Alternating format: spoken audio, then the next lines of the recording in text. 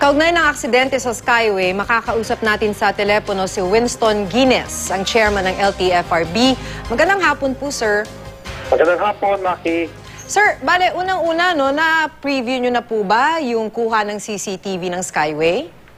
Hindi pa po dahil kasalukuyang nag-serve ho kami doon sa garahe ng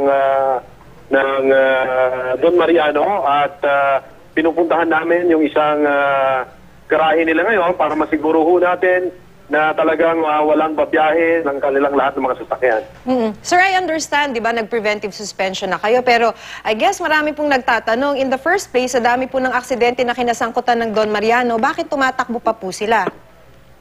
Ito naman po ay wala pa hong naging cancellation order ng kanilang prangkisa at lahat ng mga naging aksidente ho nila nung nakaraan ay i-consider ho natin sa pagdidesisyon natin dito sa pinakabago nilang kaso. Okay, sir. So kung ganun po, ano na po yung gagawin ngayon ng LTFRB? Especially in light of what happened this morning.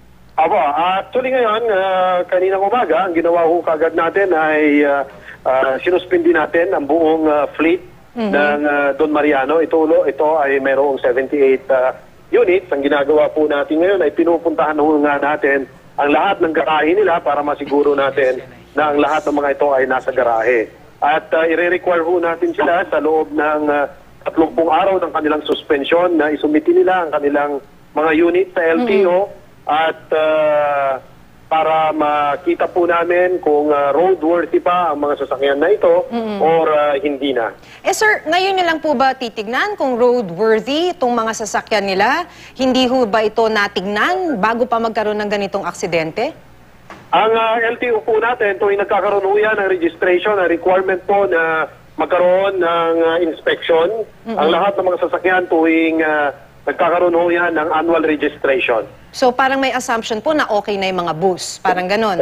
Tama po yun. Ito po ay obligasyon din at responsibilidad ng Land Transportation Office. Okay. May nakausap na po ba kayo mula sa Don Mariano Transit?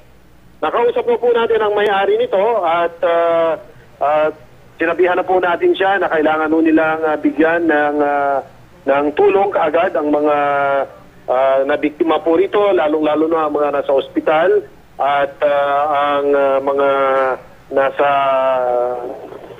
mga din po ngayon, mga punerarya kung saan dinala po yung mga namatay po.